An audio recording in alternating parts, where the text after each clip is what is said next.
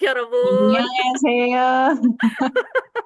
Jadi akhirnya kata-kata yang dipelajari selama nonton Korea gitu ya, akhirnya bisa terpakai di sesi pada malam hari ini gitu ya. Jadi senang banget teman-teman akhirnya kita Yayasan Aceh Hijau dan hari ini dipandu oleh Kim Moli Imnida. Jadi tiba-tiba nama saya yang Maulina Sari sangat Indonesia sekali berubah jadi Kim Molly hari ini ya, pada malam hari ini. Jadi untuk menyesuaikan dengan tema gitu loh. Senang sekali bisa bertemu dengan teman-teman dan juga berkesempatan untuk bisa nge-host kegiatan kita pada malam hari ini yang sangat luar biasa, yaitu tentunya dengan judul Annyeong, Gali Kesempatan Magang dan Studi di Korea. Dan untuk hari ini kita tentunya sudah kedatangan narasumber-narasumber kece nih. Tapi kita simpan dulu, save the best for the last. Sebelum kita ke narasumber, Molly ingin menyapa-nyapa teman-teman yang ada di sini dulu nih, yang sudah berhadir, kemudian yang mendaftar dan kemudian meluangkan waktunya di malam hari. Padahal biasanya kalau malam weekend tuh lebih seru ngopi gitu ya, apalagi di Aceh pasti tuh di kafe, di warung kopi kayaknya lagi nyeruput. Tapi malam hari ini itu lebih memilih untuk bisa ketemu sama cinggu-cinggu yang ada di sini, teman-teman gitu ya. Jadi untuk bisa kita sama-sama belajar dan juga melihat apa sih kesempatan-kesempatan yang ada di Korea. Mana tahu mungkin tahun ini ataupun tahun depan teman-teman yang menjadi peserta nih yang bakal menjadi narasumber untuk next ngopsan berikutnya. Untuk bisa kayak testimoni ataupun cerita sukses gitu ya. Hari ini belajar sama narasumbernya, tapi next time teman-teman yang bakal jadi narasumbernya untuk bercerita gimana kehidupan di Korea. Seperti itu. Oke, baik cinggu-cinggu semuanya, Yorobun. Ini saya tahunya tuh bener-bener dikit-dikit banget ya. Jadi kita sama-sama aja lah ya, sama-sama paham. Nanti takutnya nih Mas Omet dan Putri apa namanya koreksi-koreksi dikit, tapi nanti aja kita kasih mikrofonnya. Jadi biar nggak kelihatan banget kalau ada salah-salahnya, fasih nggak fasihnya gitu loh. Oke, jadi untuk sesi malam hari ini kita nggak cuman bakal ngobrolin tentang kimchi atau opa-opa Korea gitu ya, Gong Yoo ataupun siapa ya, Shin Si-a ataupun apa ya yang lagi hot sekarang. Teman-teman lagi pada nonton drama Korea apa nih sekarang? Ada yang lagi nonton drama Korea nggak? Boleh dong update-update-nya. Buka aja mikrofonnya. Ada nggak? Nggak ada nih. Kalau saya lagi nonton itu Hospital Playlist. Jadi biar ada vibes-vibes belajar apa namanya ngelihat orang-orang sibuk-sibuk di ini ya, sibuk-sibuk di rumah sakit gitu. Kalau teman-teman yang lain ada yang pada nonton Korea sekarang? Ih, nggak ada Ada nih. Apa-apa? Apa Kak? Itaewon Class, Kak. Oh, Itaewon Class, mantap. Oke. Yang lain ada? Oke, kalau ada nanti boleh di drop di kolom chat ya. Nah, eh, mungkin teman-teman yang di sini tentu memiliki tujuan yang sama ya. Kita pengen sama-sama belajar dan mencari tahu apa aja sih kesempatan yang ada, apakah magang ataupun kesempatan profesional atau bahkan kesempatan belajar melalui beasiswa pendidikan baik itu S1, S2 ataupun S3 yang ada di Korea. Dan tapi sebelum itu Molly pengen tahu nih teman-teman gitu ya, cinggu-cinggu semuanya, jika seandainya punya kesempatan ke Korea, apa sih yang bakal dilakukan? Boleh nih teman-teman berbagi informasinya eh, seperti apa?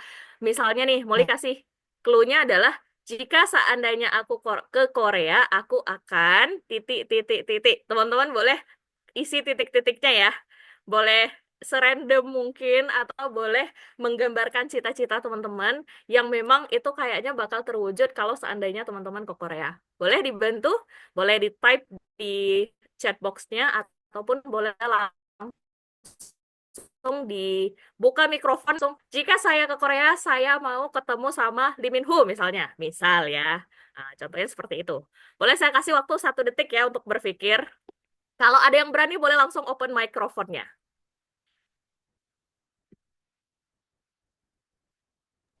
Jika bisa boleh nggak, Kak? Oke, silakan Kak Aldi. Ini dari USA, Kak. Iya lagi di US sekarang. Wow, mantap sekali, keren sekali. Oke, silakan Kak Eh, Aldi. jika saya ke jika aku punya kesempatan ke Korea, aku ingin berbicara dalam bahasa Korea dengan masyarakat masyarakat lokal di Korea. Oh, oke. Beda gitu ya. Kita ngomong annyeonghaseyo sama orang-orang Indonesia sama annyeonghaseyo sama orang Korea asli gitu ya. Jadi dapetin vibes-nya. Oke, siap. Terima kasih Kak Aldi. Pengen ngelihat. Oke, ini boleh baca ya di chat ini dari Mas Omet. Jika saya di Korea, saya akan berfoto di Namsan Tower.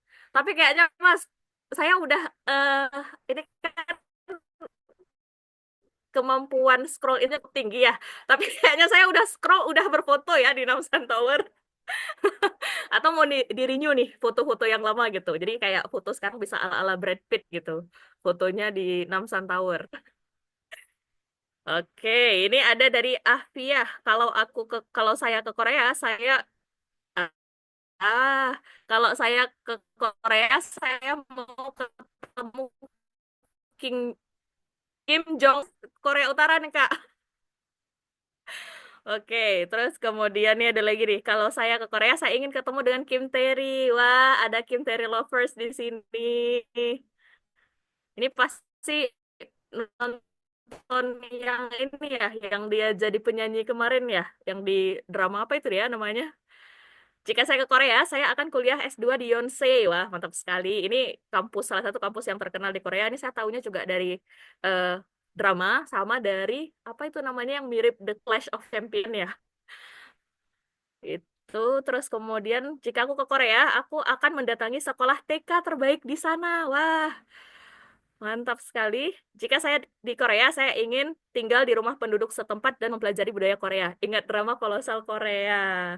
Oke, semoga mimpi teman-teman yang sudah dituliskan gitu ya di baik chat maupun dijawab secara langsung ataupun dijawab dalam hati itu semoga bisa diwujudkan dengan punya kesempatan ke Korea. Amin amin ya robbal alamin ya.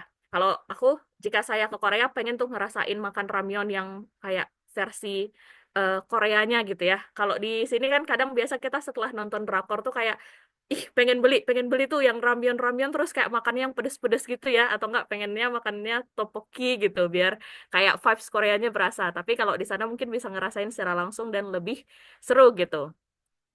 Oke, baik. Kalau seperti itu, langsung saja, kita tidak ingin berlama-lama lagi chit-chat tentang Koreanya. Kita pengen langsung dengar dari ahlinya nih dan dari orang-orang yang sudah pernah tinggal di Koreanya.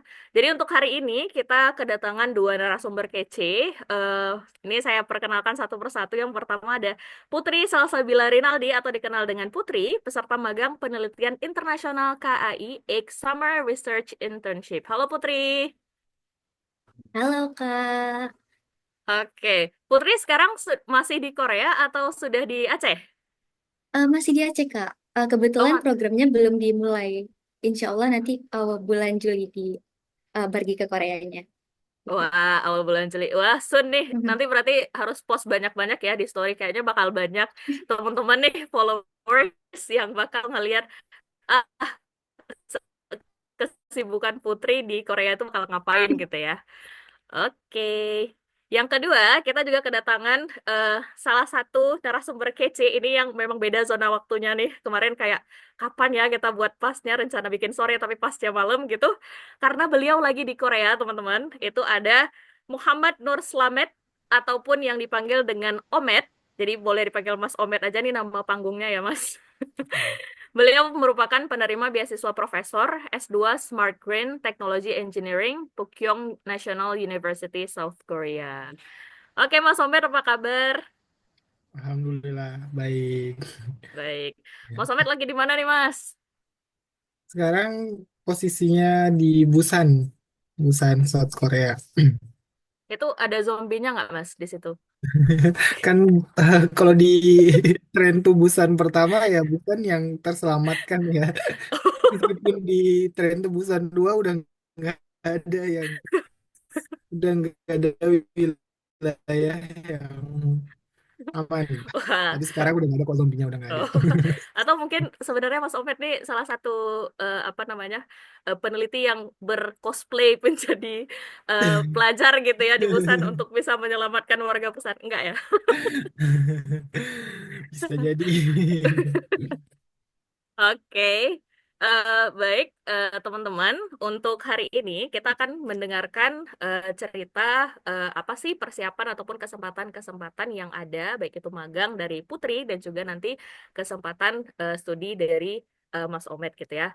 Dan untuk itu tanpa berlama-lama lagi, boleh kita berikan tepuk tangan yang meriah untuk kita menyambut Putri terlebih dahulu untuk bisa menyampaikan ceritanya tentang entah persiapan apapun itu tentang magang di Korea.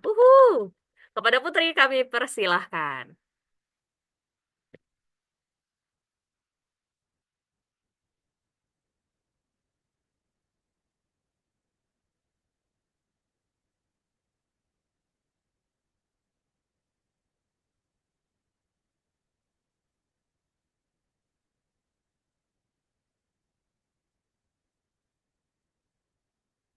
Sebelum itu, bagi teman-teman yang nantinya punya pertanyaan, sambilan mungkin Putri menjelaskan ataupun nanti Mas Omid menjelaskan, boleh di-drop di kolom komentar ya. Nanti di sesi akhir kita akan menanyakan dan nanti akan ada kesempatan dari para narasumber untuk menjawab semua pertanyaannya. Oke, Putri, silahkan. Oke, halo, selamat malam teman semua. Alhamdulillah, jujur senang banget bisa diundang oleh Yayasan Aceh Hijau ke acara ngobrol santai hari ini. Jadi selamat datang teman-teman semuanya. Jadi di sharing session kali ini aku bakal ngebahas tentang segala hal tentang Summer Research Internship Program at KAIS University yang bakal berangkat ke Korea Selatan, khususnya di KAIS, insya Allah nanti di bulan Juli nanti. Oke, sebelumnya terima kasih banyak kepada Kak Molly yang udah memperkenalkan aku. Di sini aku izin memperkenalkan diri lagi untuk teman-teman semua. Oke, nah jadi halo teman-teman semua, perkenalkan nama aku Putri Salsabila Rinaldi. Biasa dipanggil Salsa atau teman-teman juga boleh kok panggil aku Putri. Dan aku berasal dari Aceh Selatan. Saat ini aku juga merupakan salah satu mahasiswa yang sedang menempuh pendidikan di Universitas Syah Kuala. Bisa dilihat gedungnya itu gedung FMIPA dan di bawahnya itu adalah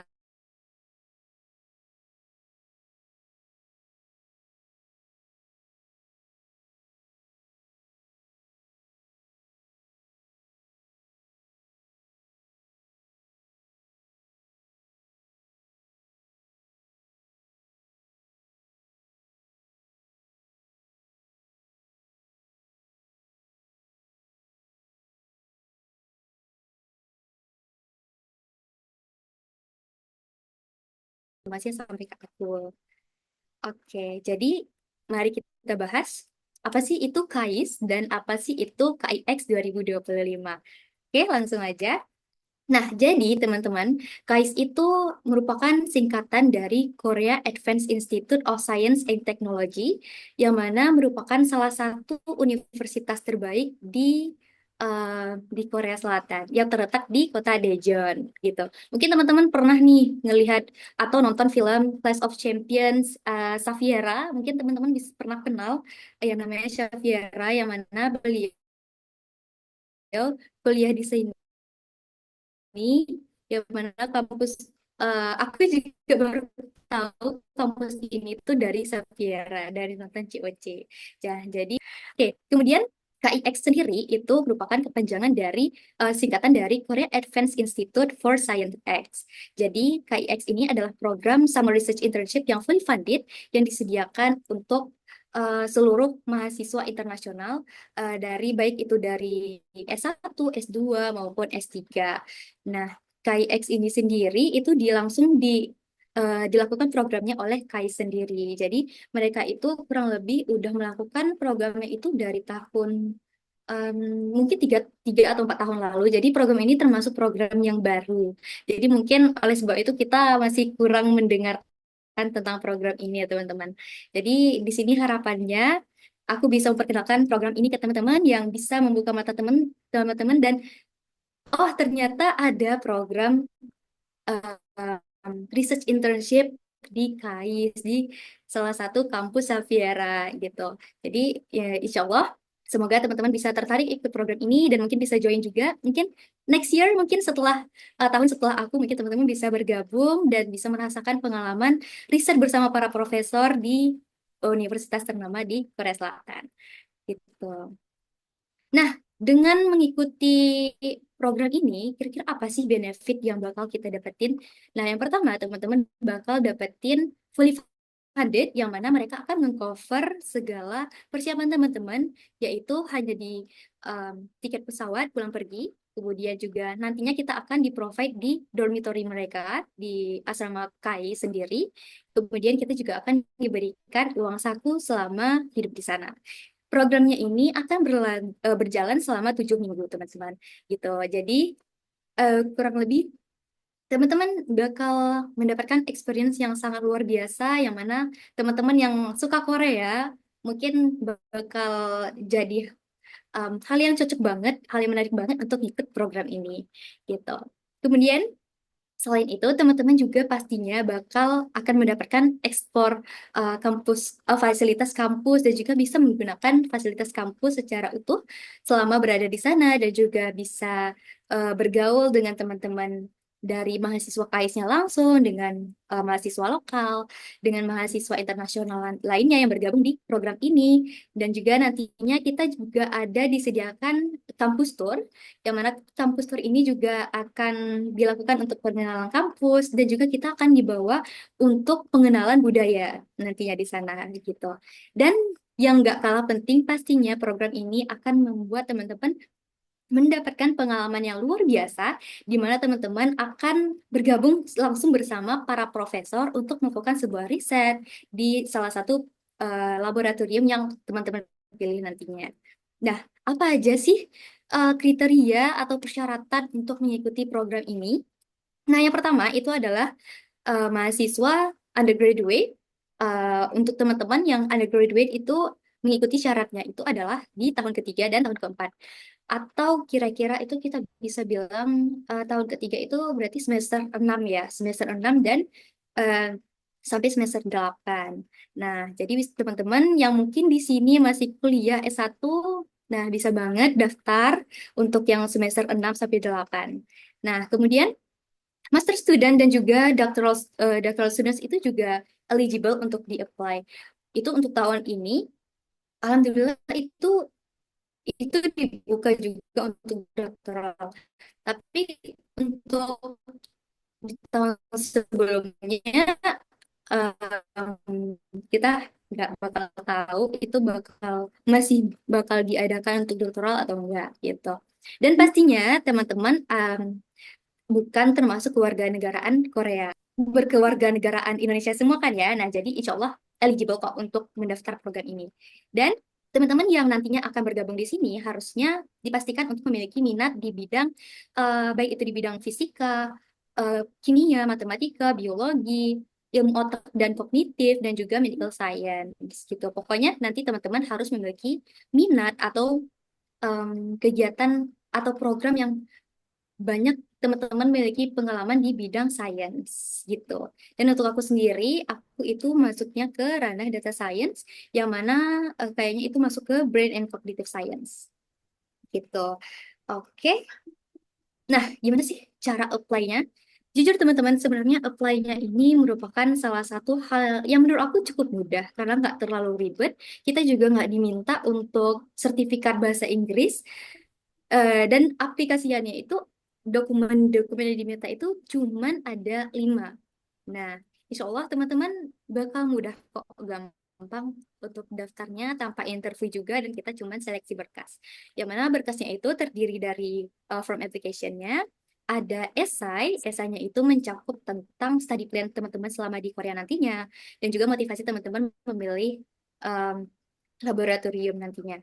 Kemudian ada proof enrollment dan juga official transcript itu dalam bahasa Inggris, a letter of recommendation juga. Itu teman-teman bisa mungkin minta ke salah satu dosen yang paling ketahui dengan paling kenal kamu, atau mungkin teman-teman bisa minta surat rekomendasi dari em, dosen-dosen yang memiliki gelar yang cukup tinggi mungkin, atau mungkin jabatan yang cukup tinggi, atau bisa juga di organisasi-organisasi teman-teman yang bisa membantu teman-teman untuk dibuatkan surat rekomendasi yang bisa mendukung untuk dimasuk ke laboratorium KAIS teman-teman nantinya gitu.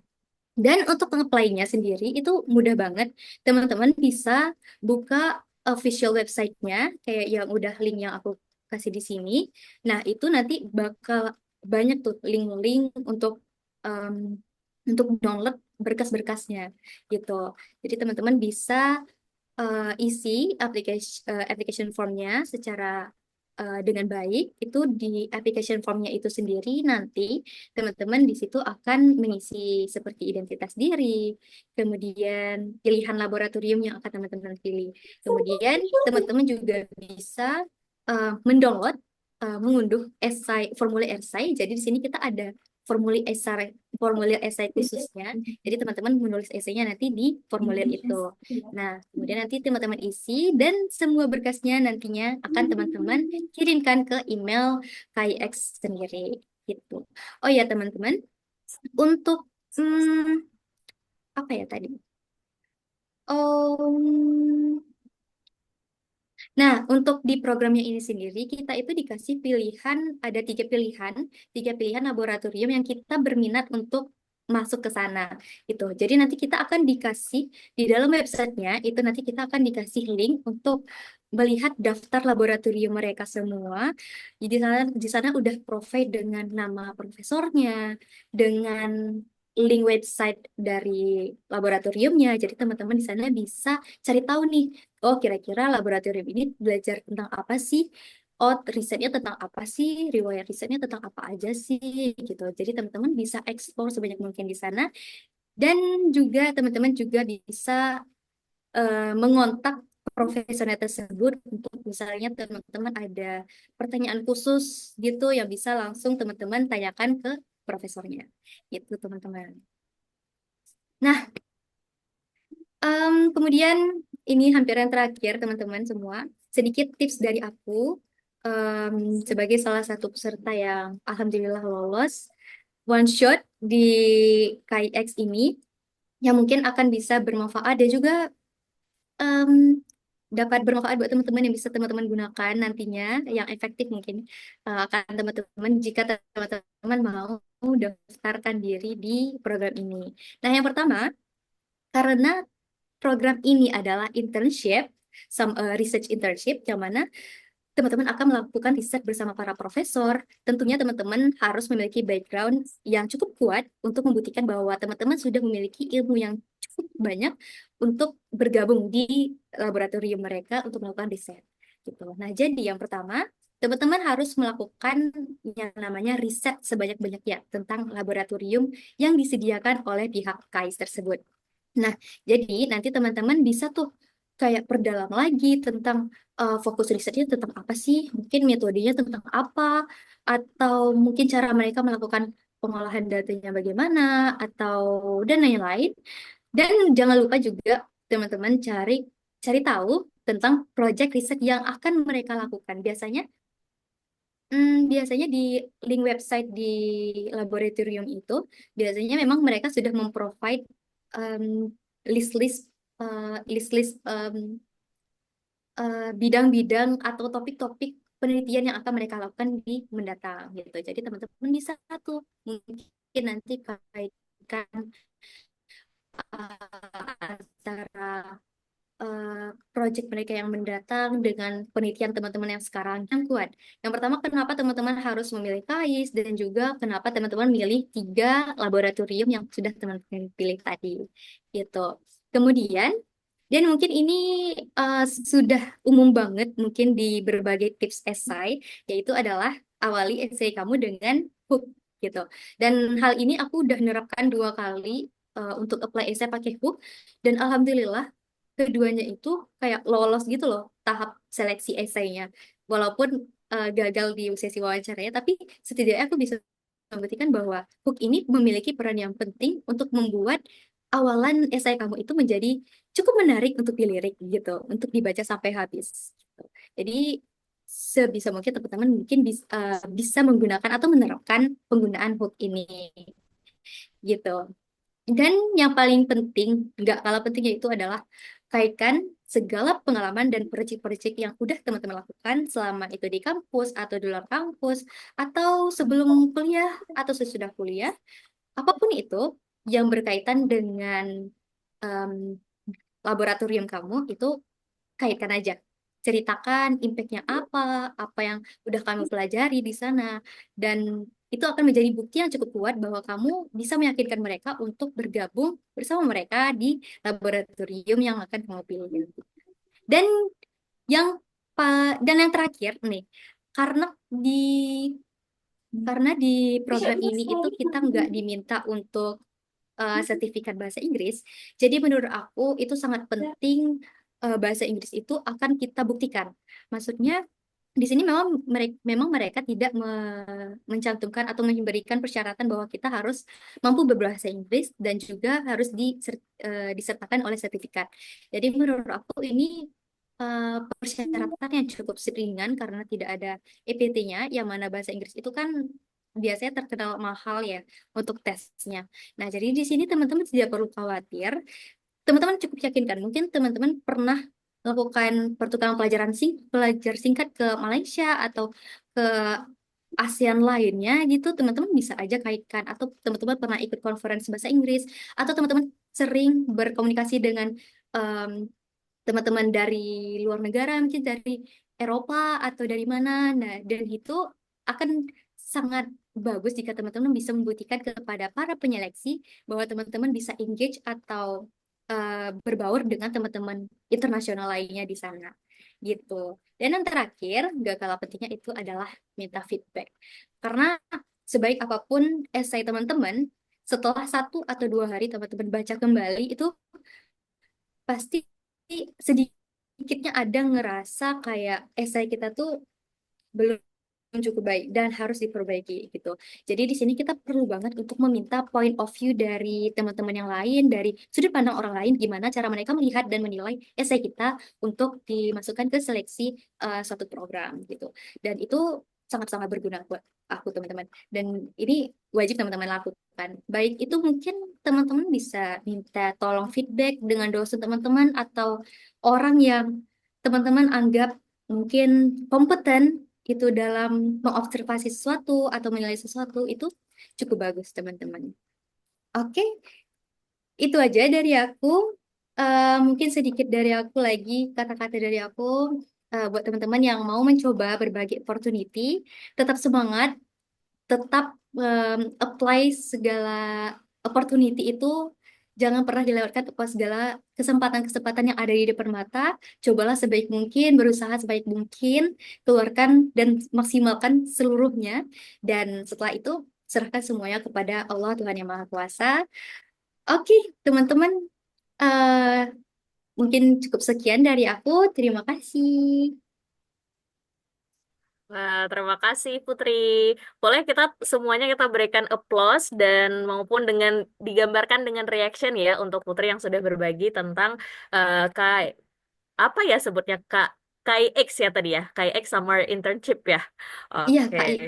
Saya KIX ya. Nah, saya Ya. teringatnya tuh KAI saya kirain awalnya tuh kayak PT KAI gitu loh. Iya, Awal-awalnya ya benar. ketika waktu pas saya tahu tahu tentang KAI ini gitu ya. Sebelum saya cari lebih detailnya gitu KAI itu apa gitu. Nah, oke, terima kasih Putri yang sudah banyak Sama-sama. bercerita tentang program KIX dari Summer Internship yang ada di KAIS. Dan saya sepakat sekali dengan statement terakhir ya, we make the most of opportunities that we have. Dan mungkin ini di sini juga kita masih muda-muda dan kita bisa mencoba sebanyak mungkin kesempatan yang kita punya. Dan kesempatannya itu masih terbuka lebar untuk kita bisa tahu lebih banyak tentang kesempatan studi yang ada di Korea. Jadi tanpa berlama-lama lagi, apakah kita segera panggil Opa ini?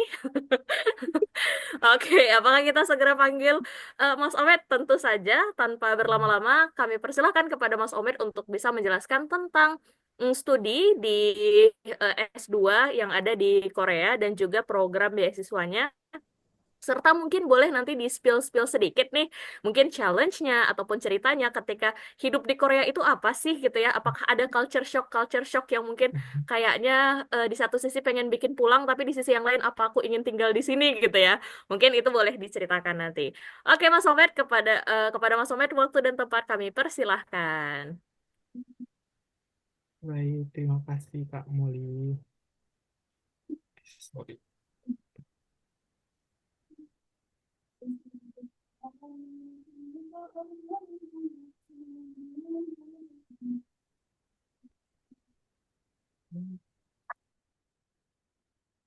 Share screen-nya udah kelihatan. Belum Mas, masih OTW? Oke, sudah. Tapi belum full screen. Belum full screen. Iya. Hmm, sorry. Ya, minta tolong di share screen-in aja. Oke. Ya. Sambil sambil nunggu saya minta bantuan untuk eh, panitia bantu. Ya, perkenalkan, saya buka dulu acara pada malam hari ini. Assalamualaikum warahmatullahi wabarakatuh. Waalaikumsalam warahmatullahi wabarakatuh. Oke, selamat malam teman-teman semua. Pertama, saya mengucapkan terima kasih Kak Moli eh, untuk kesempatannya berbagi dengan teman-teman ya. Kita di sini sama-sama belajar. Jadi di sini saya coba untuk menceritakan sedikit pengalaman dan proses hingga bisa melanjutkan kuliah S2 di Korea itu. Sedikit disclaimer dulu, aku kenal Kak Moli itu di salah satu event ya, salah satu event di YC Summit di Bangkok, dan aku juga ikutan Kak Moli untuk kita nari saman gitu, nari saman. Terus Kak Moli Wah, yang terspill nyanyi, di sini ya. iya, jadi sangat memorable tentunya. Oke, next. Nah, boleh ke slide selanjutnya. Ya, jadi seperti yang udah balik dulu, balik slide 2 yang udah diperkenalkan oleh Kak Moli tadi, bahwa perkenalkan, nama saya Muhammad Nur Slamet. Jadi sekarang saya sedang melanjutkan S2 di Smart Film Technology Engineering, Pukyong National University, lokasinya di Busan, Korea Selatan. Kalau misalnya kita lihat di Maps ya, kan Seoul itu agak utara, lebih utara ya. Terus 1,5 jam dari Seoul itu ke Daejeon. Daejeon itu tempatnya nanti Putri Salsabila buat magang di KAIS. Dan aku itu paling selatan gitu, paling selatan dan di timur gitu. Itu di Busan gitu. Di lumayan jauh sih. Kalau naik kereta itu sekitar 5 jam. Kalau kereta cepat sekitar 2,5 jam dari Seoul. Dan eh, yang foto tengah itu adalah teman-teman member dari labku. Jadi sekarang aku di lab Organic Semiconductor Materials Device gitu. Dan di labku ini terdiri dari eh, Korea, Korea, orang Indonesia, dan Cina gitu. Untuk yang sekarang. Oke, boleh di next. Mungkin aku mau sedikit cerita terkait dengan perjalanan hidupku ya, River of Life gitu. Jadi sebenarnya kenapa aku mau ceritain ini, sebenarnya dari kehidupan yang kita jalani itu kadang ada keterkaitan benang merah ya. Termasuk aku bisa diundang untuk berbagi cerita dengan teman-teman, itu adalah bagian dari benang merah kehidupan, karena aku membuat network dengan Kak Molly itu, dan Kak Molly karena kenal aku, akhirnya Kak Molly mengajak aku untuk berbagi dengan teman-teman. Nah, yang paling awal ya, aku lahir 1998. Aku berasal dari Sulawesi Tenggara, Kabupaten Muna gitu. Dan itu adalah salah satu wilayah yang lumayan terpencil gitu.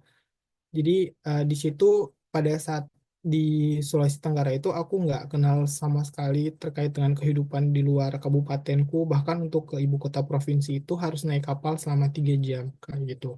Jadi aku SD sampai SMA itu di Kabupaten Muna, Sulawesi Tenggara.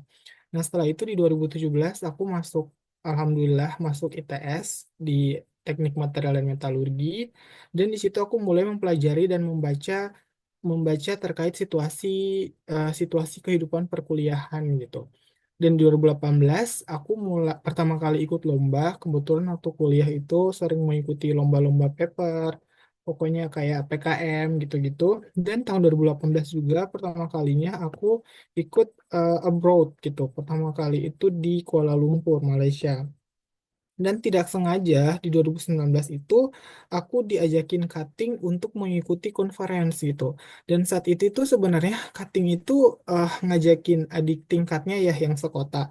Dan adik tingkatnya itu lempar di grup angkatan gitu. Katanya siapa yang mau bergabung dengan tim Mas ini gitu. Nah, terus aku baru baca chatnya itu setelah 2 jam. Ternyata selama chatnya itu masuk ke grup itu nggak ada yang respon. Dan aku pas chat masnya itu aku yang pertama kali ngerespon gitu untuk dimasukin ke dalam tim untuk membuat paper. Saat itu papernya apa mau coba didaftarkan untuk conference di Korea ini.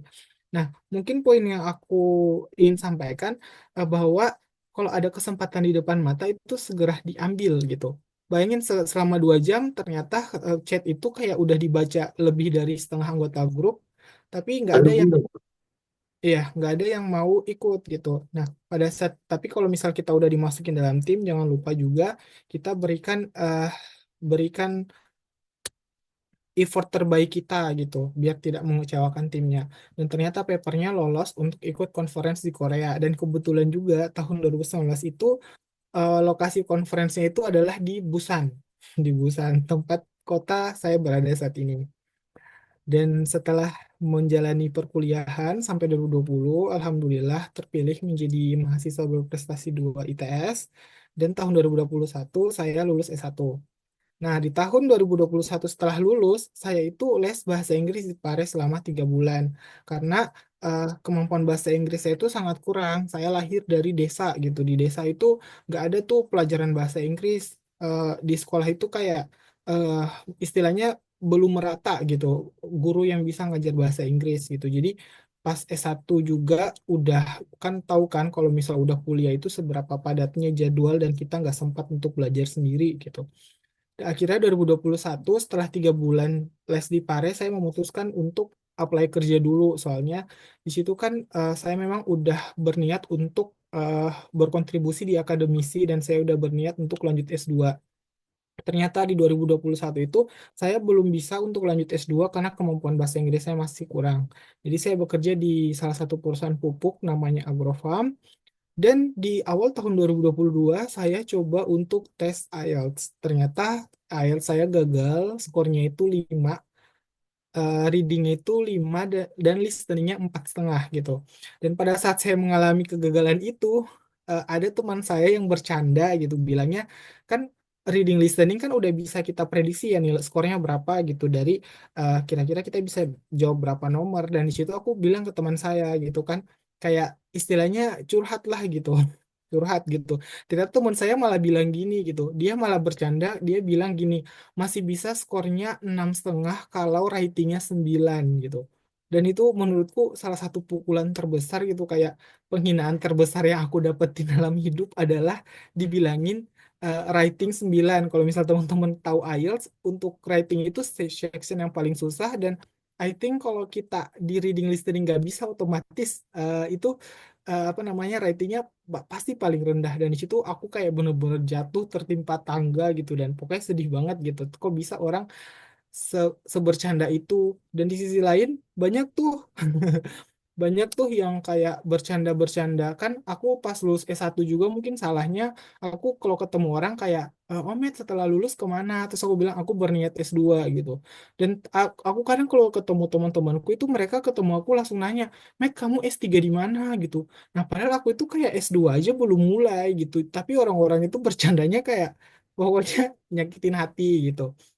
Ya udah, di tahun 2020 aku mengalami kegagalan dan alhamdulillahnya saat itu aku coba apply Wisely gitu. Sebenarnya aku apply Wisely juga ini berkat networking di Science Hunter.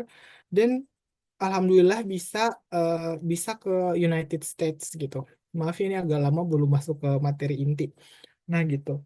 Nah, setelah Waisili itu, aku memutuskan untuk menghentikan mimpiku untuk lanjut S2 ataupun abroad di luar negeri. Aku mau, aku pengen switch karir lah istilahnya. Aku pengen fokus berkarir di perusahaan tempat aku bekerja gitu.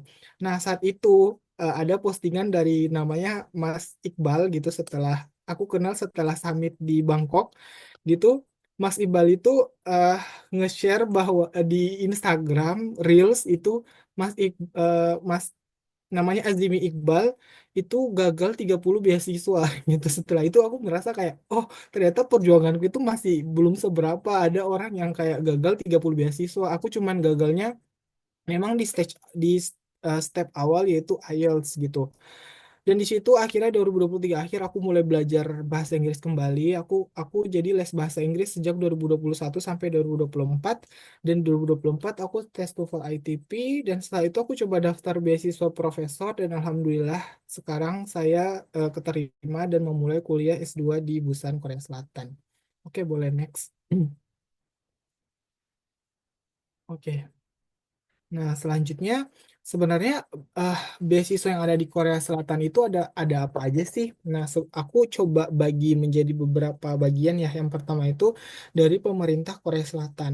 Ada yang namanya GKS. Jadi ini benar-benar eh, Global Korean Scholarship. Jadi ini benar-benar di-provide sama pemerintah Korea Selatan dan pokoknya eh, beasiswa itu pasti kurang lebih memprovide untuk UKT dan juga ada living allowance gitu dan GKS ini kan kalau kayak Jepang punya Max, terus Cina juga punya, kan tiap negara itu punya kayak di Italia punya apa kayak tulip orange gitu Swedish Institute dan lain-lain gitu.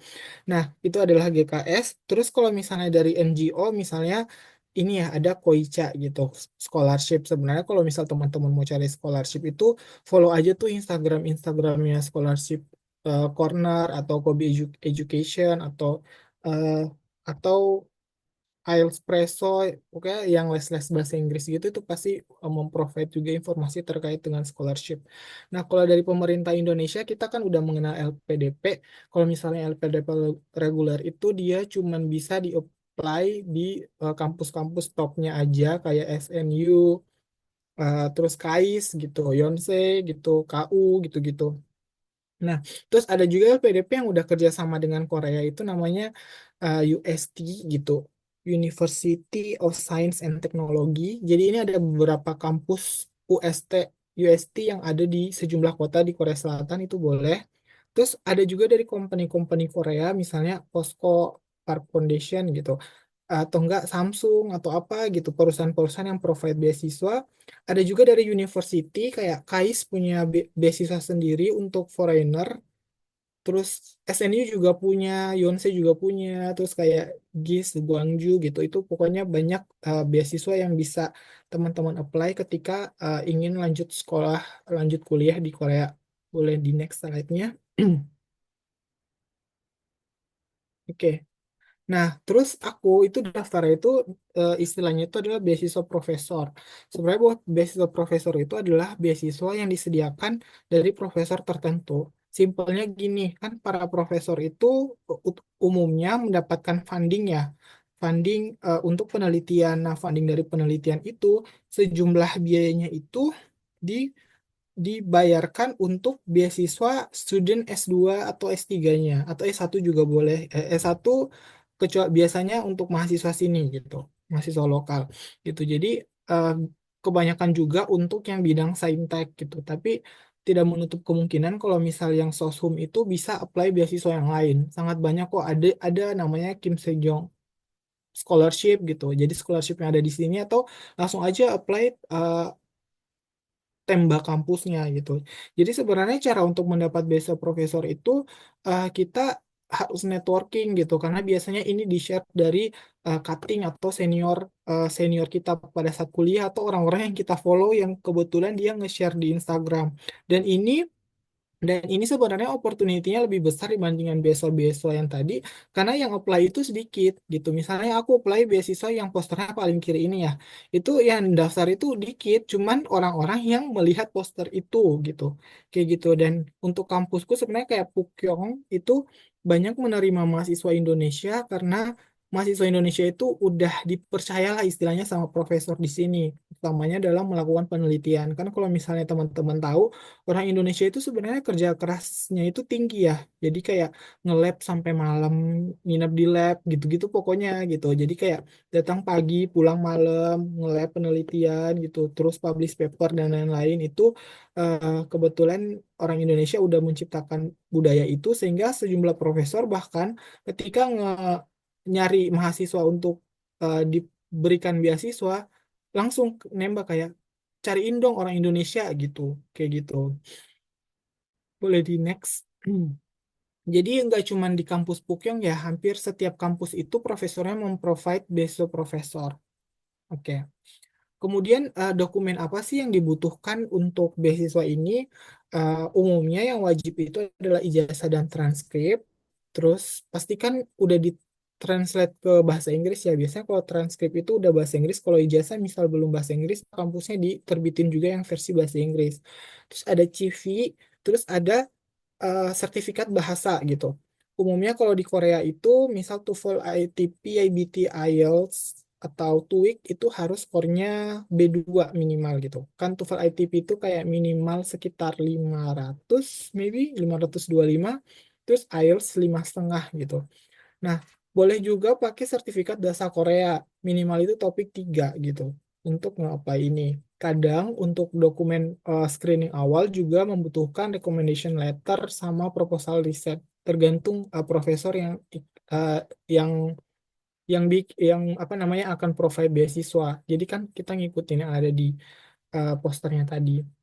Nah, dokumen tambahan biasanya itu harus ada proposal riset, kayak nanti kalau nyampe sini kamu mau ngapain, tentang riset apa aja gitu. Terus harus ada recommendation letter, misal dari dosen kita atau orang yang mengenal kita. Terus biasanya harus ngisi formulir beasiswa, kayak tadi juga kan Putri Salsabila udah jelaskan kalau misalnya program magangnya itu punya formulir sendiri, udah punya template essay sendiri dan lain-lain. Terus sertifikat prestasi dan identitas diri. Ini tergantung ya. Nah, jadi termasuk apa namanya yang kalau misal kita ikut GKS ya, misalnya GKS kan GKS ada yang seleksinya itu dari kedutaan Korea yang ada di Indonesia dan ada yang U2U, University to University itu kita langsung apply kampusnya. Terus kalau misal udah dapat profesornya, nanti kita dapat rekomendasi dari profesornya, baru kita apply beasiswanya. Biasanya eh, punya challenge masing-masing sih, tapi tidak menutup kemungkinan dan tidak apa namanya kita dari latar belakang apapun selama kita punya strength masing-masing itu bisa bisa kok untuk ikut beasiswa-beasiswa ini. Boleh di next slide-nya. Nah, apa sih tips and triknya? Jadi, aku mau analogikan sebagai sebuah tangga ya. Ketika kita ingin sampai ke lantai 2, kan ada tiap anak tangga yang harus kita lewati dulu. Nggak mungkin kita langsung terbang gitu. Nah, jadi tips and trick dari saya sebenarnya eh, kita baca dari bawah ya. Yang pertama itu siapkan portofolio terbaik gitu. Jadi, kalau bisa selama kita menjadi mahasiswa, kita aktif tuh, aktif di organisasi, aktif ikut lomba, aktif ikut volunteer. Ya, setidaknya hal-hal yang sekiranya bisa kita ceritakan gitu tentang terkait diri kita gitu. Nah, itu siapkan portofolio terbaik. Jadi gitu. Yang kedua itu adalah ini wajib banget harus bisa bahasa, bahasa ya, bahasa Inggris atau bahasa Korea gitu. Tapi sebenarnya gini ya, masing-masing beasiswa itu punya challenge tersendiri dan orang dengan latar belakang yang kuat misalnya itu tidak menjamin dia akan langsung lolos beasiswanya karena setiap beasiswa juga itu menembak orang dengan karakter tertentu. Misalnya gini, ada beasiswa yang pengen ngambil orang yang pernah punya volunteer di community apa gitu. Nah, biasanya tak beasiswa itu khusus khusus menginginkan tipe calon penerima yang seperti apa. Jadi itu harus dilihat gitu. Nah, tapi menurutku bahasa ini sangat penting ya. Jadi kadang gini ya, misal beasiswa AAS itu standarnya dulu itu 5,5 IELTS. Tapi kalau sainganmu 7, kira-kira gimana caramu untuk mengalahkan orang yang punya IELTS 7, misal kayak gitu. Jadi itu sebenarnya hal-hal yang perlu disiapkan juga. Terus yang ketiga itu adalah networking.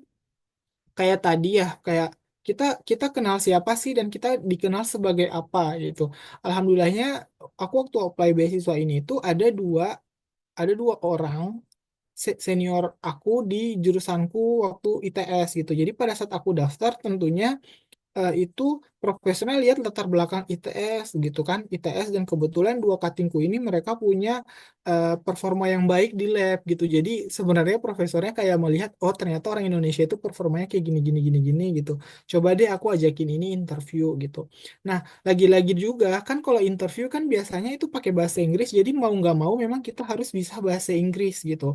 Nah, pada saat interview itu misalnya aku kan skor bahasa Inggrisnya kurang tinggi, jadi pada saat interview aku coba berusaha untuk nunjukin skill-skill bahasa Inggris gitu, kayak misalnya pakai tenses apa gitu, terus menggunakan grammar yang akurat dan benar. Itu kan cara nilainya pada saat interview gitu, karena di atas kertas kita itu belum tentu bisa, masa bagaimana caranya aku bisa menunjukkan bahwa meskipun skor bahasa Inggrisku rendah, tapi aku bisa kok berkomunikasi bahasa Inggris dengan baik gitu. Itu bisa dibuktikan pada saat interview. Terus yang berikutnya adalah hunting kampus dan beasiswanya. Dan yang terakhir jangan lupa daftar gitu. Pokoknya daftar gitu, siap gak siap, daftar aja dulu. Nanti kalau misalnya kurang berhasil, nanti kita bisa evaluasi kurangnya apa. Tapi jangan lupa juga kalau pengen one shot kayak Kak Putri Salsabila tadi, disiapkan sebaik-baiknya seluruh dokumennya gitu. Dan bisa nanya-nanya ke cutting gitu. Next lagi. Nah, terus apa sih pengalaman sama di Korea? Yang pertama itu adalah, atau culture shock ketika nyampe sini, yang pertama itu adalah makanan ya guys. Jadi meskipun sama-sama di Asia, mungkin kalau Adi lagi di USA, rada beda 180 derajat ya makanannya dengan di Indo. Yang di USA mungkin mereka nggak makan nasi gitu.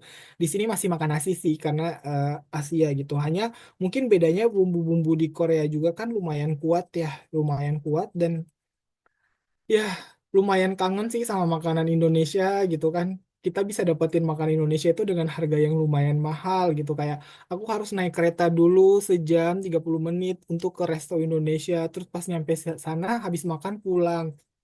Jadi ada biaya kereta yang setengah dari harga makanannya gitu, lumayan gitu. Dan untuk makan Korea sebenarnya masih cocok-cocok aja sama lidah Indonesia. Tapi kalau aku secara pribadi, karena makannya tiap hari juga lumayan bosan gitu, kayak gitu. Dan alhamdulillahnya juga sejumlah kampus itu menyediakan halal menu ya. Jadi kayak sejumlah pemerintah itu deal-dealan eh, sama kampus di sini, kayak aku mau ngasih mahasiswaku ketika kamu bisa sediakan halal menu itu di sejumlah kampus-kampus besar seperti misalnya Korean University gitu. Dan kalau di kampusku sendiri itu sebenarnya udah dipisah, kayak makanan yang non daging itu disediakan meja tersendiri, kita bisa ngambil di situ gitu. Itu kalau misalnya case-nya, kalau misalnya tinggal di dormitory. Dan untuk kehidupan kuliahnya juga ada bahasa Korea dasar, dan di sini tuh kalau dilihat ya eh, banyak event-event yang bisa diikuti gitu. Pokoknya di sini tuh kayak banyak sekali agenda yang bisa diikuti dan lumayan interesting sih. Kayak misal mau UTS ya ada pembagian boba gratis gitu. Ya udah kita ngantri aja tuh. Terus kemarin ada event semacam booth gitu. Terus disuruh ngumpulin stiker 5, terus setelah itu bisa dapat tumbler Stanley gitu kan. Kayak di Indo kan itu harganya mahal banget gitu. Dan kita juga bisa kunjungi tempat-tempat wisata. Boleh di next. Next slide-nya. Terus untuk kehidupan kuliahnya sendiri di sini itu S1 nggak ada skripsi ya. Jadi mereka cuman exam aja seperti biasa, UTS, UAS. Dan mulai penelitian itu buat S2 gitu. Dan untuk kendala bahasa sih lumayan ya, karena mungkin yang kita kalau misalnya mau ngomong sesuatu pakai bahasa Inggris, mungkin kita nyari dulu orang-orang sebaya. Kan orang-orang sebaya kan mereka pasti melewati sekolah SMA lah gitu atau kuliah dan pasti mereka bisa sedikit-sedikit untuk bisa bahasa Inggris. Dan kita juga mempelajari budaya-budaya yang ada di sini kayak orang jalan kaki cepat gitu kan. Terus jarang banget yang bahkan nggak ada yang bawa motor gitu.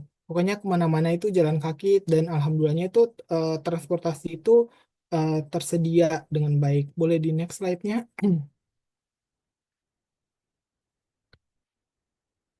Nah, ini yang paling kiri itu atas itu aku di lab tiap kali yang ada ulang tahun tentunya dirayain. Terus di sini juga masih bisa olahraga ya. Kita bisa booking lapangan pakai KTM yang kita punya itu secara gratis. Terus anak kita bisa juga dapetin makanan-makanan Indo kok ketika kita mengunjungi misal Asian Market gitu atau Global Market gitu. Dan alhamdulillahnya di sini orang Indonesia itu lumayan guyup. Jadi kita tetap ada acara kayak bukber, terus lebaran, terus kita bikin opor gitu-gitu. Dan di sini juga lumayan banyak yang selain jalan kaki tuh bawa sepeda gitu. Jadi di kampus itu kita sepedaan gitu. Dan alhamdulillah juga di sini tuh datang pada saat spring ya. Jadi peralihan dari winter. Kemarin sempat dapat salju juga meskipun tipis-tipis. Dan di sini jadi kayak pemandangan itu lumayan bagus sih karena aku pertama kalinya spring yang benar-benar full bloom gitu kayak bunganya benar-benar mekar. Boleh di slide selanjutnya.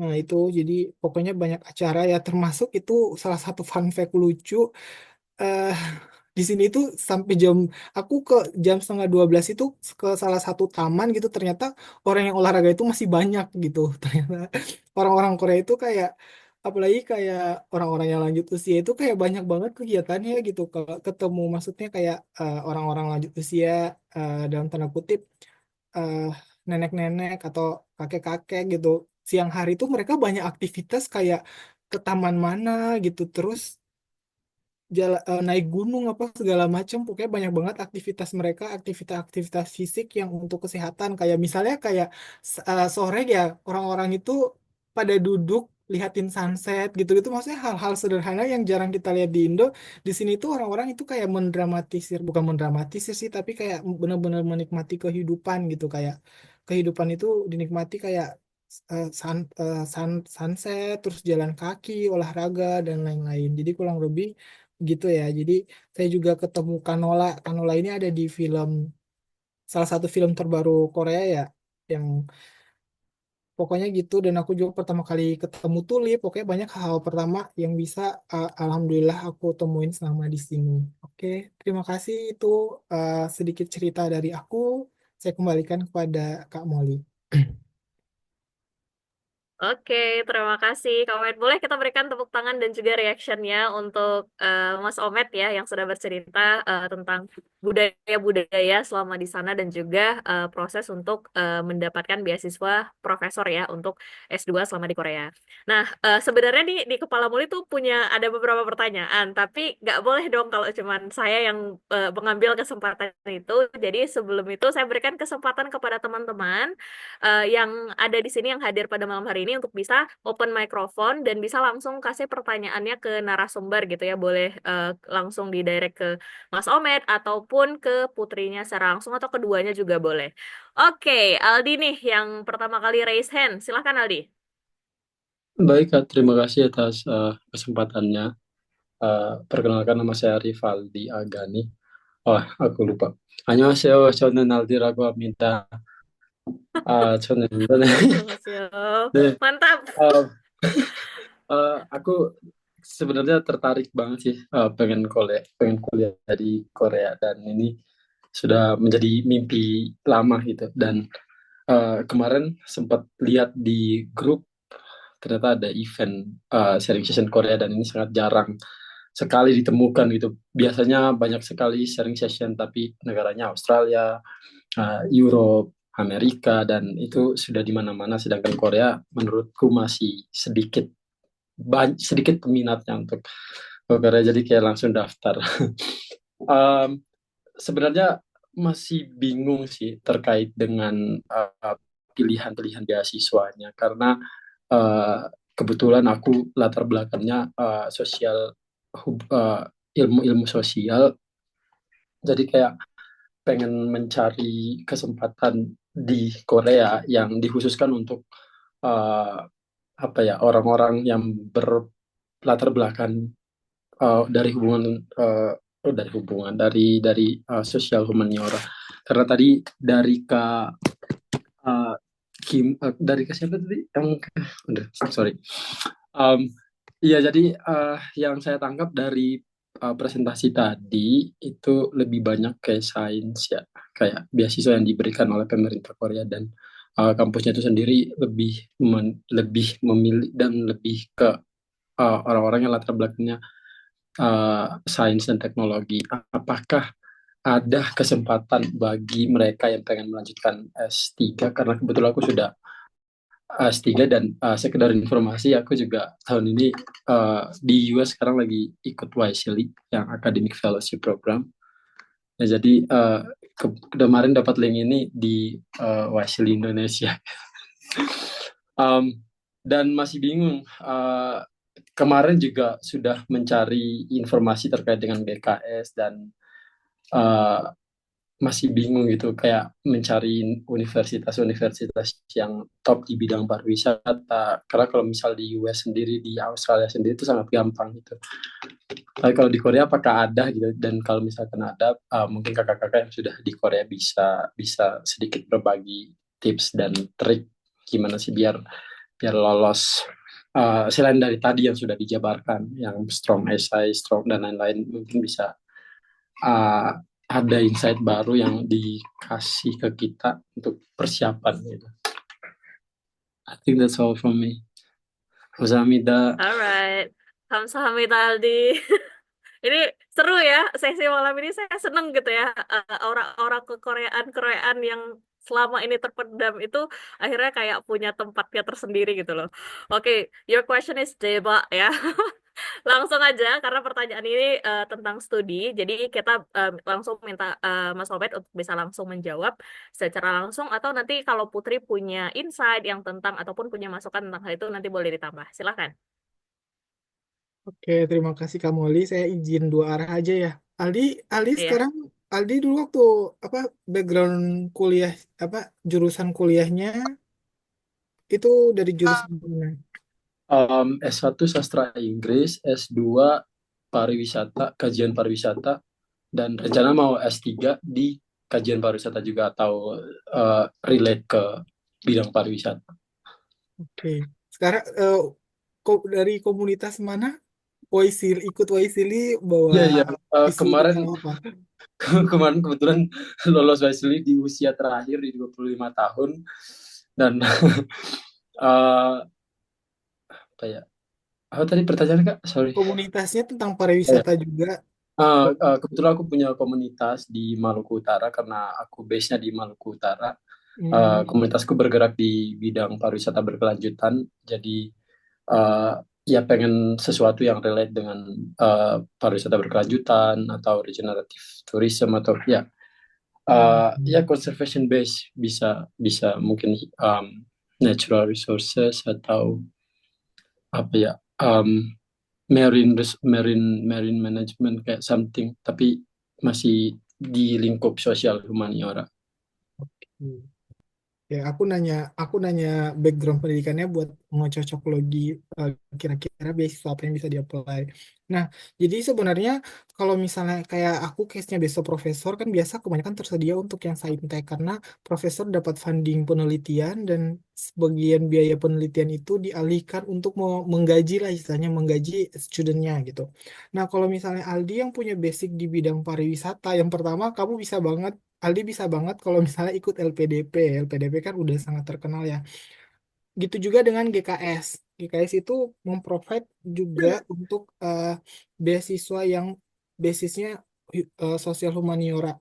Atau enggak langsung aja cari atau nembak beasiswa yang yang penyedianya itu NGO. Kayak misalnya tadi ya kayak Koicha namanya, Koicha Scholarship juga.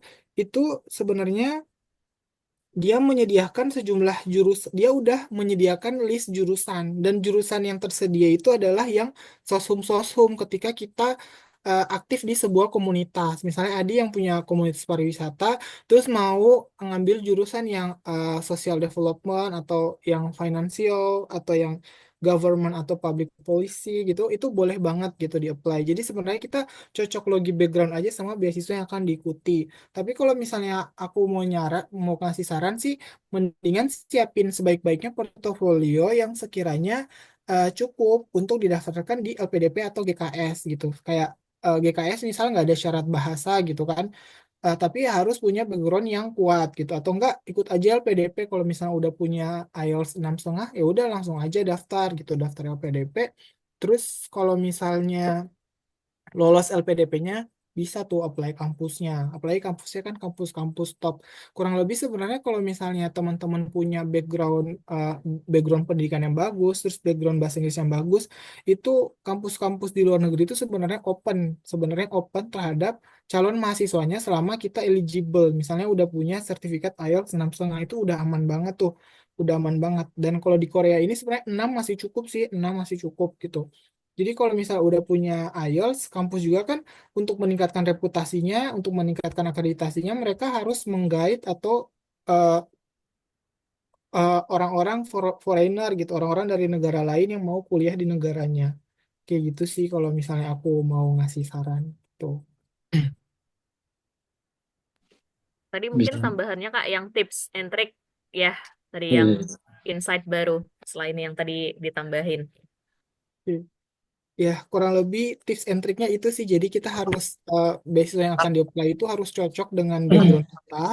Jadi kalau misalnya backgroundnya sasum, ya udah coba ikut untuk beasiswa beasiswa yang disediakan NGO atau langsung aja nyari beasiswa kampusnya gitu. Kalau Aldi aku lihat kan kayak backgroundnya sebenarnya udah kuat untuk aktif di community dan lain-lain gitu. Berarti yang harus dia disiapkan adalah kemampuan bahasanya yang sekiranya itu adalah hal wajib syarat dari si penyedia beasiswanya kayak gitu.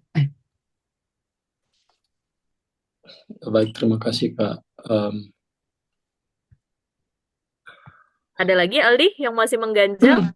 sebenarnya masih ada yang mengganjal satu karena tadi disebutin ada beasiswa LPDP karena kebetulan jadi saya sih pengennya kayak mencari peluang entah itu mau lanjut master lagi atau S3 gitu. Nah kalau di LPDP sendiri kan kebetulan aku juga alumni LPDP jadi kalau LPDP nggak bisa lagi ngetek master dan harus ada 1-2 tahun masa pengabdian gitu. Jadi masih dalam tahapan masa itu Oh, kebetulan jadi LPDP nggak bisa langsung ya, langsung S3. nah itu Terus belum belum diakumulasi. belum nah itu belum belum tahu kalau kalau aku sendiri belum tahu kalau bisa langsung lanjut S3 karena sejauh ini aku belum pernah melihat teman-temanku dan kebetulan aku juga nggak tahu kalau bisa langsung lanjut S3. Tapi setahuku sendiri itu waktu tahun 2022 karena udah cek LPDP di 2022 itu disebutkan kalau kita perlu mengabdi selama 2 tahun masa masa 2 kali masa studi gitu. Jadi belum pernah melihat orang yang langsung lanjut di S3 dan menurutku S3 masih agak agak apa ya? Agak agak sedikit susah sih menurutku kalau LPDP. Mungkin entah kesempatan S3 atau S2 lagi dengan beasiswa di luar dari LPDP. Tapi terima kasih Kak sudah berbagi. Ya, daftar GKS berarti. Baik. Siap. Nah, ini yang kedua nih Kak, ada yang tanya Bilkis dari Jogja. Mungkin nanti Bilkis juga boleh di-unmute ya. Ini saya bantu tanyain dulu. Ini pertanyaannya lumayan panjang.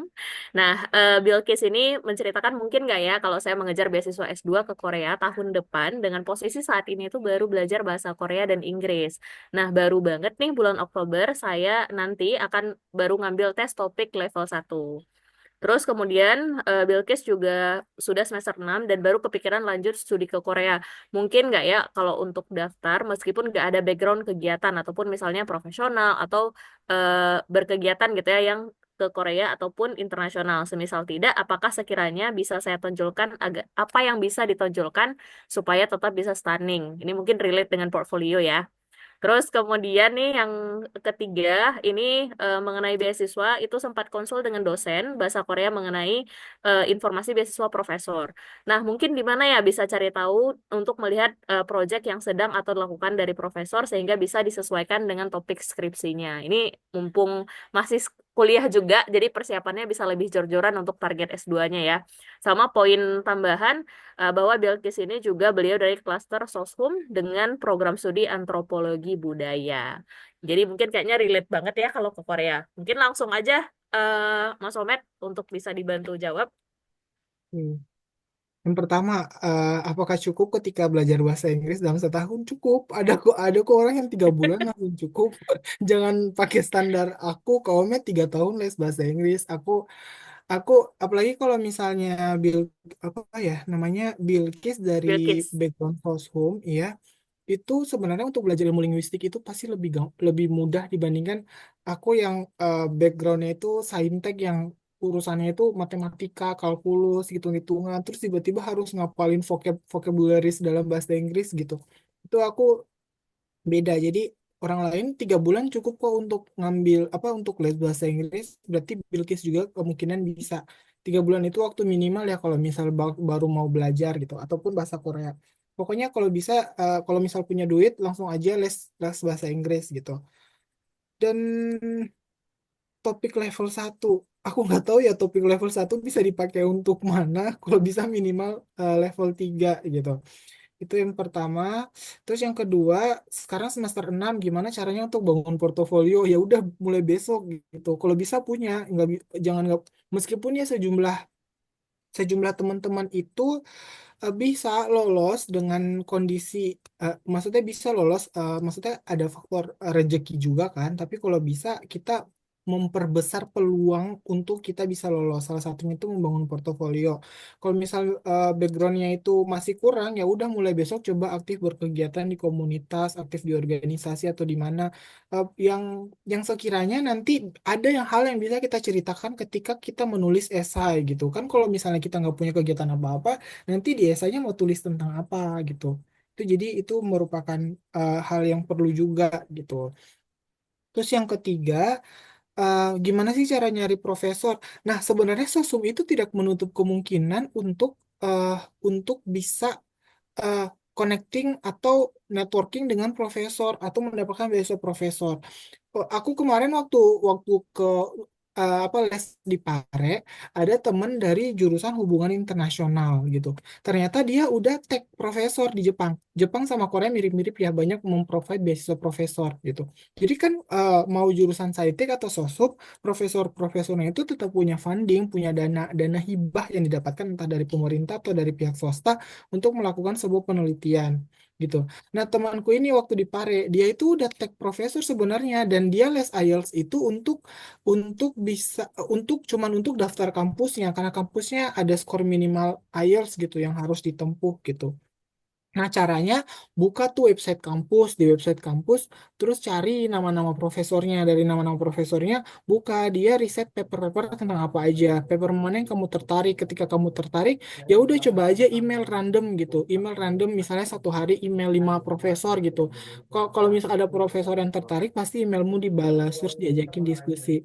Apalagi kita sebenarnya dari Indonesia ya, dan kamu dari jurusan antropologi budaya itu profesornya sangat tertarik untuk memiliki mahasiswa Indonesia karena di Indonesia itu banyak hal yang bisa diteliti gitu, banyak hal-hal studi budaya yang bisa diteliti. Jadi kayak itu sudah menjadi salah satu strength gitu, privilege ketika Bilkis mau mendaftar dan mau hubungi profesor. Jadi hubungi aja dulu profesornya, bilang aja kalau tertarik dengan penelitian tentang ini, kamu bisa menawarkan penelitian tentang apa ketika bisa kuliah di sini. Dibalas nggak dibalas belakangan gitu. Kan kemungkinannya ada dua gitu. Emailnya dibalas atau nggak dibalas. Tapi kalau nggak email sama sekali kan kemungkinannya satu. Berarti nggak ada kesempatan. Tuh, kayak gitu. Mungkin Oke, dari gimana Putri, Bilkis? dari Putri. Sebelum itu, oke. Bilkis apa terjawab?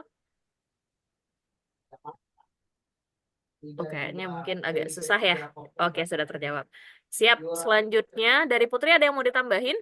dari pertanyaan-pertanyaannya untuk jawaban?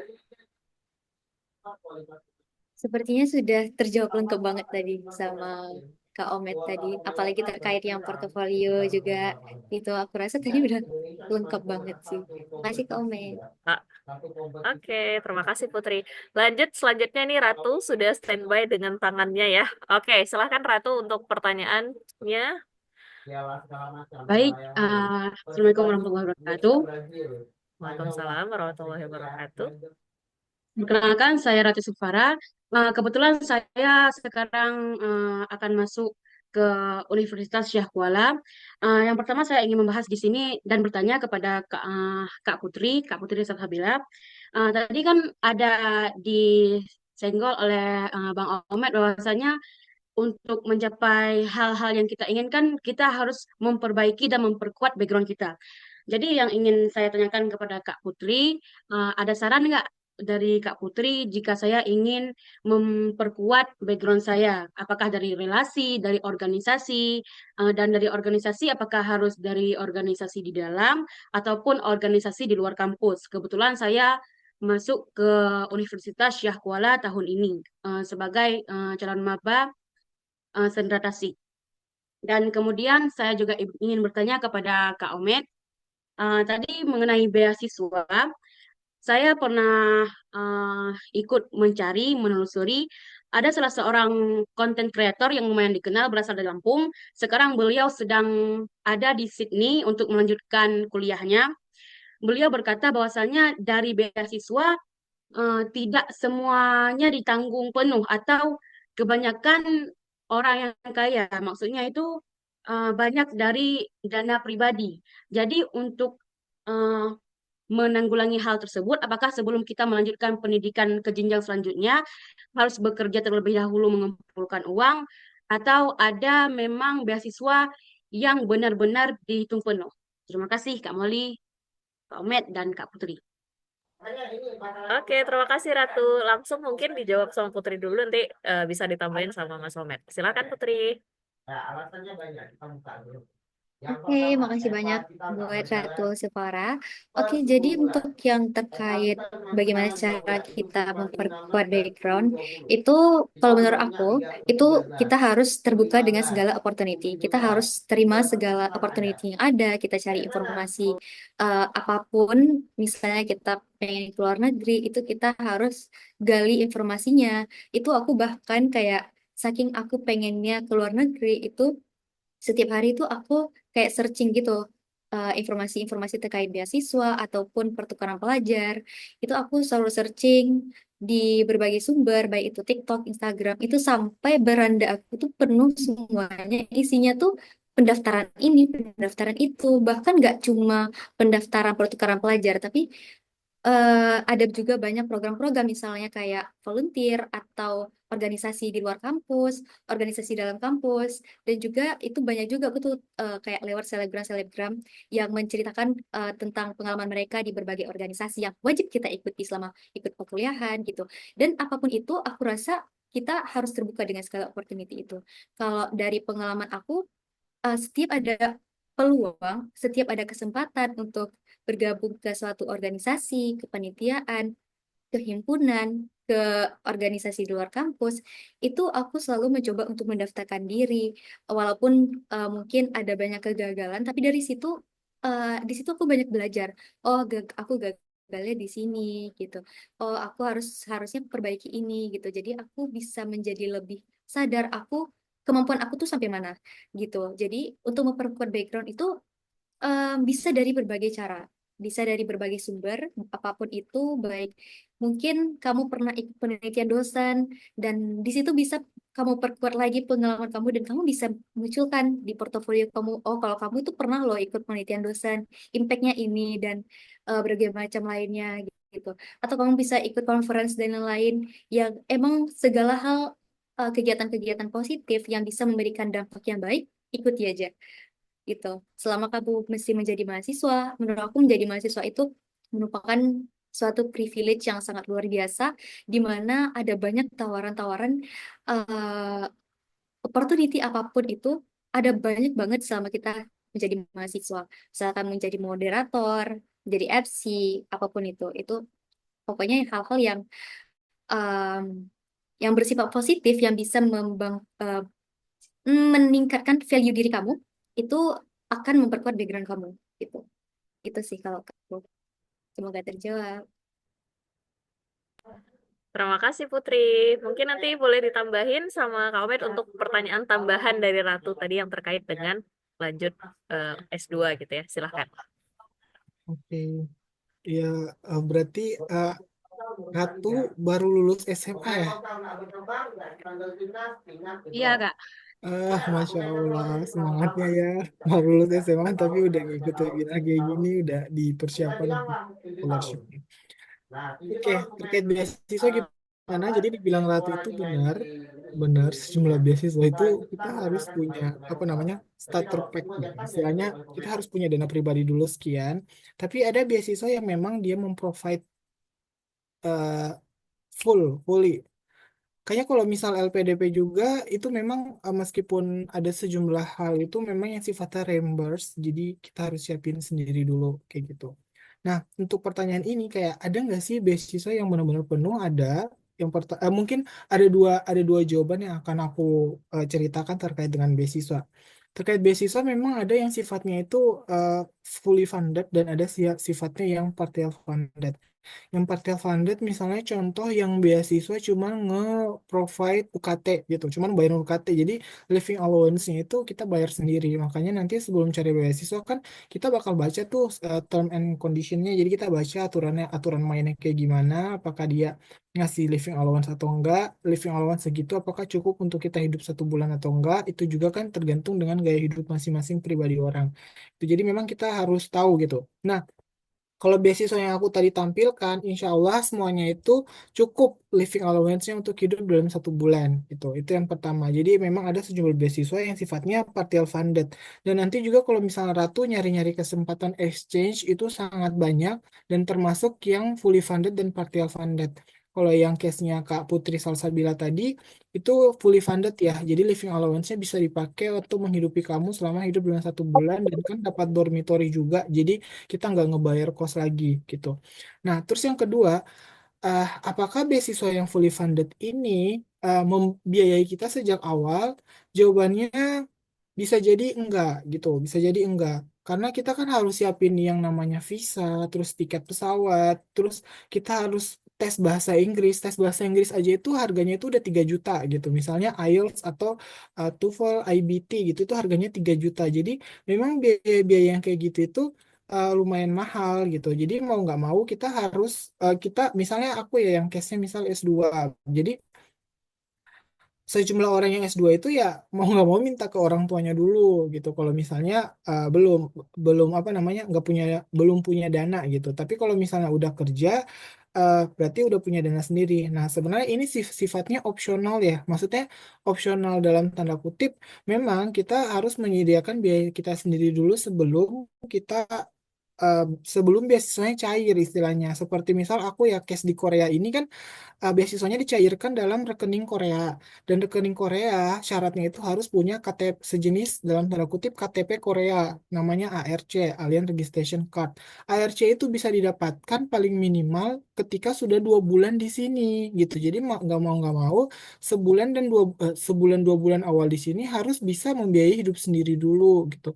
Kita mau pinjam kemana atau ditanggung orang tua dulu nanti pada saat biasanya cair atau diganti itu tinggal cara atur dari masing-masing pribadi orang gitu. Termasuk misal UKT yang kita bayarkan, kita bayar sendiri dulu sebelum beasiswanya direimburse gitu. Jadi sebenarnya semua itu aturan mainnya itu bisa kita telusuri lebih awal gitu. Kalau case seperti GKS sama LPDP itu kan memang UKT-nya langsung dibayarin sana, jadi mungkin gak terlalu mahal.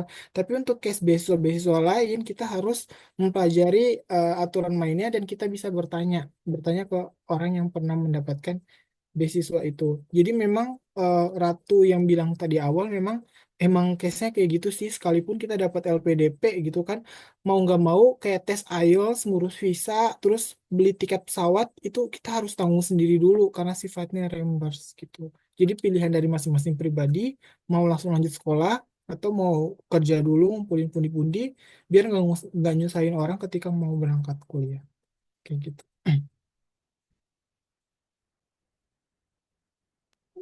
Oke, baik. Terima kasih tambahannya, Mas Omet. Gimana Ratu? Apakah sudah terjawab? Alhamdulillah sudah Kak Moli. Oke, yang paling penting jangan pinjam dipinjol ya. Nanti apa namanya susah gitu lepasnya. Apalagi tuh puluhan juta nanti takutnya tuh bunganya bertambah-tambah. Rupanya pengen nabung di sana harus bayar-bayarin pinjol gitu. Jangan dicoba-coba ya. Yang aman-aman aja pokoknya. Kalau mungkin mungkin bekerja setahun dulu menjadi jawabannya, maka silahkan cari pekerjaan yang tepat ataupun mungkin kalau ada saudara-saudara, silahkan dihunting saudara-saudaranya yang mungkin bisa dipinjemin terlebih dahulu untuk prepare studinya. Karena nanti di sana mungkin udah dapat allowance ataupun biayanya yang nanti bisa dibayarkan kembali. Oke, baik teman-teman semuanya. Ini nggak terasa ya, sudah jam 9:06. Ini di tempat Kak Omet udah mau tengah malam gitu ya. Jadi kayaknya nih sesinya sudah selesai. Apakah masih ada yang mengganjal dari teman-teman semuanya? Masya Allah sudah terjawab semua ya. Alhamdulillah.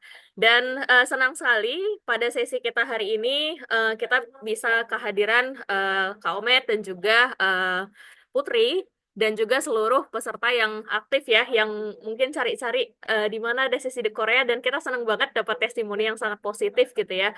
Meskipun yang daftar sebenarnya lebih dari yang hadir pada malam hari ini, tapi kita nggak pernah tahu mungkin mereka ada kendala dan tidak bisa berhadir pada malam hari ini. Dan tentunya nanti seluruh video dan juga recording dari sesi Zoom kita pada malam hari ini tuh akan dipost di YouTube-nya ya Yayasan Aceh Hijau atau Aceh Hijau TV. Nanti bisa dicek di sana. Mana tahu ada poin-poin dari Kak Putri ataupun Mas Omet yang ketinggalan untuk dicatat. Nah, itu boleh nanti dicek di sana. Jangan lupa subscribe, like, dan di-share ya. Supaya nanti makin banyak gitu ya subscriber kita dan bersemangat kita buat video-video dan sharing selanjutnya. Seperti itu. Nah, untuk closingnya kita pengen dong dengar dari Kak Putri dan juga Mas Omet terakhir closing statementnya sebelum kita benar-benar close sesinya kita. Silahkan, ini mau siapa dulu nih? Mau Putri dulu? Boleh, Kak. Oke, silahkan Putri.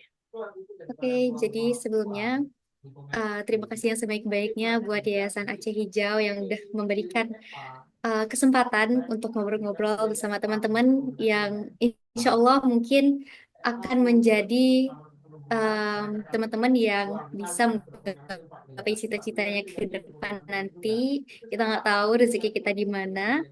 Dan aku juga kaget ada Ratu Silvara yang mana masih SMA, yang mana aku dulu juga jarang kalau pas SMA itu ikut-ikut webinar kayak gini, kayak ngobrol-ngobrol santai yang udah cari tahu tentang beasiswa itu keren banget. Semoga kamu bisa mendapatkan opportunity yang keren banget untuk ke depannya, sukses terus.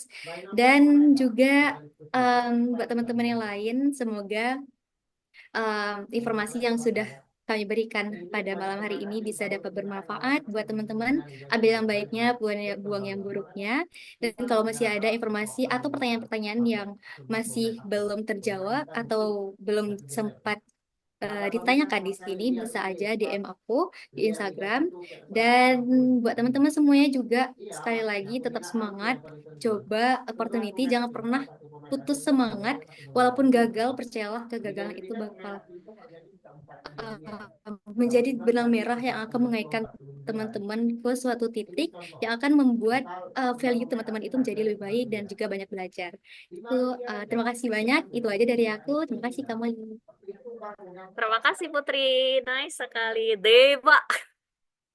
Ini kadang-kadang keluar gitu ya bahasa Koreanya gitu ya. Sebiji, dua biji. Gitu. Alright. For the last but not least, please welcome untuk Mas Omet. Closing statementnya. Oke, oke, untuk teman-teman semua, sekali lagi terima kasih untuk kamu Olive memberikan kesempatan untuk nge-share terkait ini buat teman-teman. Keberhasilan adalah pertemuan antara persiapan dan peluang. Jadi silahkan dibangun portofolio yang baik selama kuliah biar ada yang bisa diceritakan ketika kita nulis CV gitu atau kita nulis esai. Karena ketika kita udah mempersiapkan semuanya, maka ketika ada peluang, kita sasaran tembaknya itu lebih lebih pas dan peluangnya itu istilahnya lebih lebar agar kita bisa tertuju sama itu gitu. Jadi silakan berikan terbaik dan effort terbaik kita dalam berproses. Jangan lupa untuk terus berdoa. Semoga apa yang teman-teman cita-citakan ketika ingin lanjut S2 di luar negeri atau ingin exchange di luar negeri, semoga bisa tercapai. Oke, untuk saya, terima kasih. Kamsahamnida. Jangan pernah menyerah. Samita. Ih, mantap sekali. Oke, baik teman-teman. Untuk sesi terakhir boleh dibantu kita sama-sama buka kameranya untuk bisa kita dokumentasikan sesi yang sangat menyenangkan pada malam hari ini. Jika memang memungkinkan, boleh Aldi, Khairil, Fikar, Syarif, Sukma, Oja, Rizka, Raiza, Ari, Cud, dan juga Hani untuk bisa ikutan buka kameranya jika memungkinkan untuk bisa kita sama-sama mendokumentasikan sesi kita pada malam hari ini. Dan nanti jangan lupa bagi seluruh teman-teman juga follow Instagramnya acehhijau.id.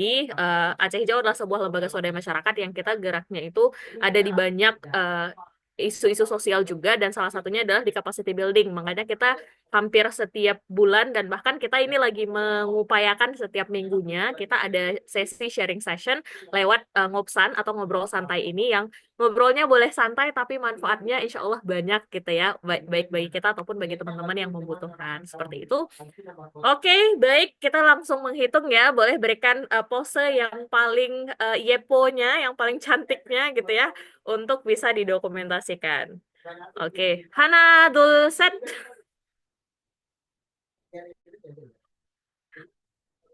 Sarange. Hana dul set. Oke. Kamsahamnida ya Robun. Baik, terima kasih banyak teman-teman semuanya untuk sesi pada malam hari ini. Sangat menyenangkan ya dan selalu berbahagia gitu dipertemukan dengan orang-orang yang keren-keren gitu. Dan kalau kami dari Yayasan selalu percaya bahwa niat baik itu akan dipertemukan dengan orang-orang baik. Dan untuk sesi pada malam hari ini, mungkin lewat Kak Omet dan juga Kak Putri adalah orang-orang baik yang mempertemukan niat-niat baik kita untuk bisa melanjutkan ke pendidikan yang lebih tinggi. Dan untuk next sessionnya, spill-spill sedikit, mana tahu dari teman-teman ada yang teman-teman yang tertarik ataupun ada saudara, pacar, teman ataupun keluarga yang tertarik, itu kita bakal ada sesi bekerja di luar negeri. Jadi pantau terus Instagramnya acehhijau.id dan lihat cek-cek kegiatannya yang ada di sana dan ikutin terus ngopsan-ngopsan episode berikutnya. Terima kasih banyak.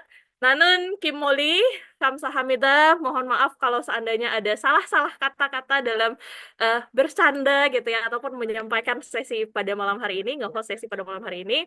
Terima kasih banyak, sampai jumpa di sesi berikutnya. Assalamualaikum warahmatullahi wabarakatuh. 네, 김말리, Waalaikumsalam 감사합니다. 만나서 반가워요. Apa tuh artinya, Aldi? Saya tidak tahu. senang bertemu dengan Anda. Oke, nice to 반가워요. see you. 네. Oke, kayaknya bahasa Inggrisku lebih bagus daripada bahasa Koreaku ya. Thank you guys. Have a Kita nice day. close ya.